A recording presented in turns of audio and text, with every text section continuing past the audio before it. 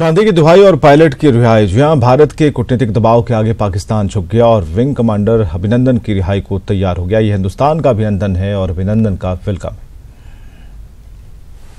स्वागत, वंदन, अभिनंदन, ये देश का अभिनंदन है। हिंदुस्तान की जीत का अभिनंदन है। कूटनीतिक जीत का अभिनंदन है। नई नीति और नई रीति का अभिनंदन है। जिस अच्छी खबर का इंतजार 125 करोड़ हिंदुस्तानियों को था, आखिर वो आ ही गई। वीर पायलट अभिनंदन पाकिस्तान से हिंदुस्तान लौटेगा। हिंदुस्तान का पायलट हमने पकड़ा हुआ है। हम एज ए पीस जेस्टर हम उसको रिहा करने लगे हैं हिंदुस्तान को वापस। तो अभी एक पायलट प्रोजेक्ट हो गया, अभी रियल करना है, पहले तो प्रैक्टिस थी। भारत की चेतावनी का ही असर है। विंग कमांडर अभिनंदन को लेकर सौदेबाजी कर रहा पाकिस्तान आज झुक गया है। हालांकि अमेरिकी राष्ट्रपति डोनाल्ड ट्रंप ने पहले ही संकेत दे दिए थे कि जल्द भारत और पाकिस्तान की तरफ से एक बड़ी अच्छी खबर आने वाली है। And we have some reasonably decent news. I think hopefully that's going to be coming to an end. It's been going on for a long time, decades and decades. There's a lot of dislike, unfortunately. So we've been in the middle trying to help them both out, see if we can get some organization and some peace. America की मध्यस्थता के बाद पाकिस्तान झुक गया है और बिना किसी शर्त के विंग कमांडर अभिनंदन की रिहाई पर हामी भी भर दी। अब पूरा देश वीर पायलट के वेलकम को तैयार है। इंतजार है उस वीर सपूत का जो पाकिस्तान की गिरफ्त में भी शेर सा जिगर लिए खड़ा रहा। Bureau report, news 18 network. अभिनंदन की वापसी की खबर से देश भर में जश्न का माहौल है। लोग सड़क पर गुलाल उड़ा रहे हैं, आतिशबाजी कर रहे हैं। देश में एक साथ होली दिवाली।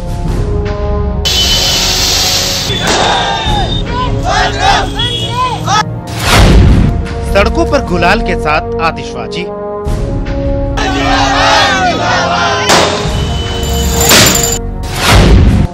बेटे की वतन वापसी की खबर पर जश्न। पहले इन तस्वीरों को देखिए। जश्न, नारेबाजी, चेहरे पर गुलाल, सड़कों पर आतिशबाजी, हाथों में तिरंगा और ओट-पोट बातें। न त्योहार का दिन है और न ही शादी ब्याह का वक्त। ये जश्न उस जाबाज बेटे के लिए है जो आज अपने वतन लौट रहा है, अपनी मिट्टी में आ रहा है, अपने देश में, अपने लोगों के बीच।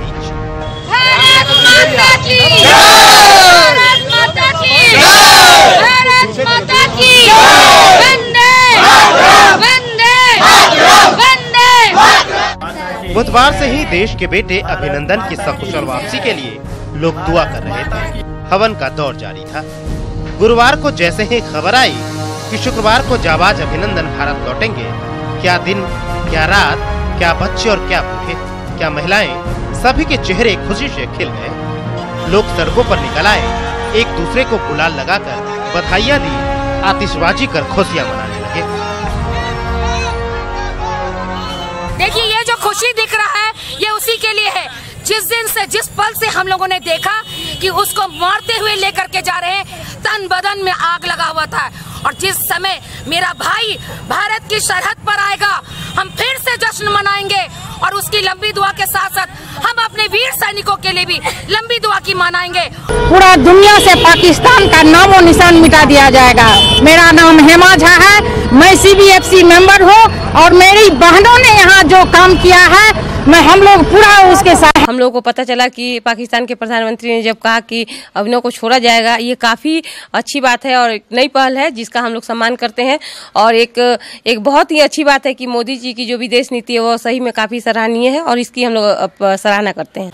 अभिनंदन अंकल जो हैं वो पाकिस्तान से वापस आ रहे हैं और पाकिस्तान के जो PM हैं उन्होंने कहा कि जो अभिनव अंकल हैं उनको वापस भेजना चाहिए भारत और हम लोग बहुत खुश हैं।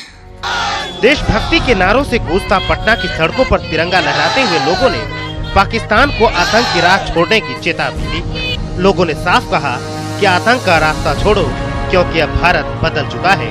तुम्हारी हर बात का जवाब तुम्हारी भाषा में दे सकते हैं। पहले हम लोग अहिंसा की बात करते थे और वो कहते थे कि एक थप्पड़ अगर एक गाल में मारो तो दूसरे गाल को हम बढ़ाते हैं। अब भारत बदल चुका है, भारत की जनता की सोच बदल चुकी है। पाकिस्तान इसे कमजोर समझने की गलती ना करे। अब हमारे गाल में एक तमाचा मारोगे, हम तुम्हारा जबड़ा के साथ पूरा थोबड़ा बिगाड़ देंगे। ये आम जन की भाषा है। ये आतंकिस्तान के खिलाफ आक्रोश है। समय आ गया है कि पाकिस्तान आम जन की भाषा के महत्व को समझे और मुंह में अमन और आतंक की दोहरी चाल से ऊपर उठकर आतंकियों को पनाह देना बंद कर दे। नहीं तो ये भारत है जहां का हर नागरिक अभिनंदन ही है और दुश्मनों को सबक सिखाना जानता है। न्यूज़ 18 के लिए पटना से धर्मेंद्र के साथ गुमला से सुशील रिपोर्ट।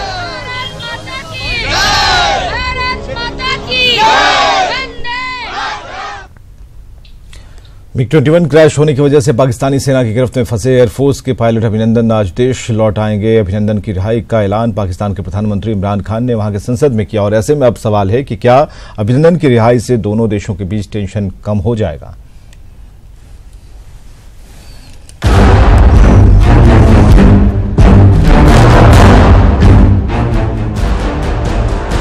आतंक पर लगाम कसे बिना ही शांति, मसूद अजहर पर कार्रवाई के बिना ही शांति।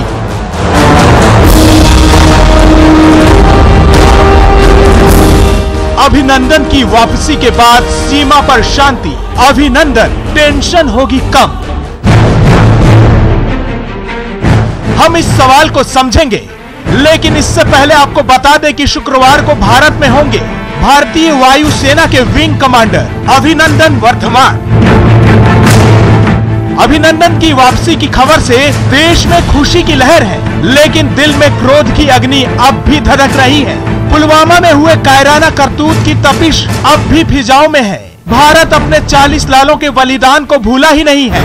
यकीन नहीं होता तो सुनिए प्रधानमंत्री नरेंद्र मोदी ने विज्ञान भवन में क्या कहा। और आप में एक पहले पायलट प्रोजेक्ट करने की परंपरा होती है और पायलट प्रोजेक्ट होने के बाद स्केलेबल किया जाता है।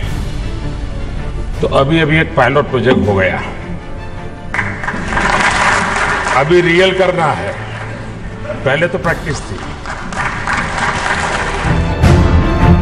इसे कहते हैं कहीं पे निगाहें कहीं पर निशाना।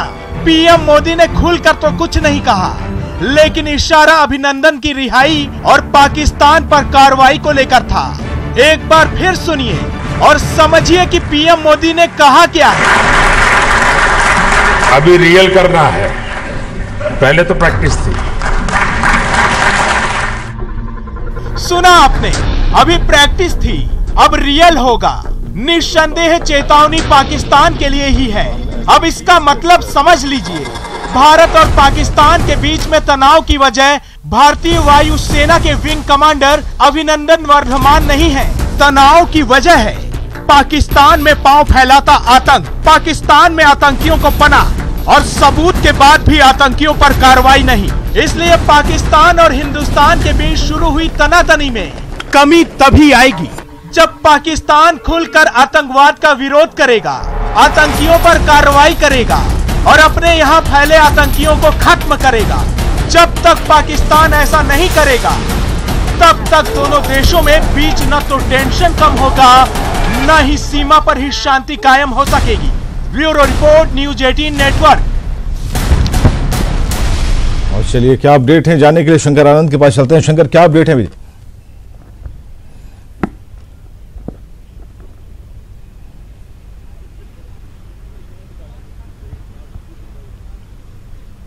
शंकर, अपडेट बताएं।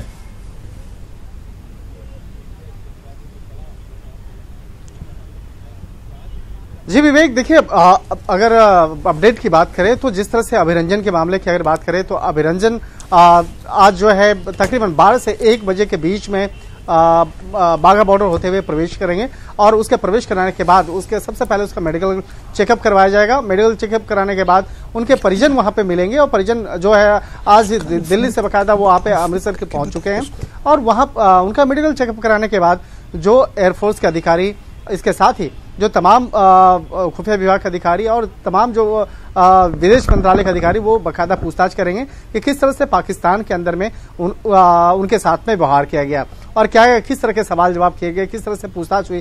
तो इन तमाम मामलों पर उनसे पूछताछ होगी। उसके बाद वो उनको दिल्ली लाया जाएगा। तो दिल्ली के बाद फिर वो बाद में चाहे तो चेन्नई जा सकते हैं या फिर केरल जा सकते हैं। तो फिलहाल इस मामले में कोशिश की जाएगी, तमाम जो जांच एजेंसियां हैं ये कोशिश करेगी कि अभिरंजन को मीडिया से दूरी बनाकर रखें, उसके परिजनों को दूरी बनाकर रखें। हालांकि आज उनके परिजन कल देर रात में ही दिल्ली एयरपोर्ट पहुंच गए थे और यहां से फिर वो आज सुबह में अमृतसर के लिए रवाना हुए हैं।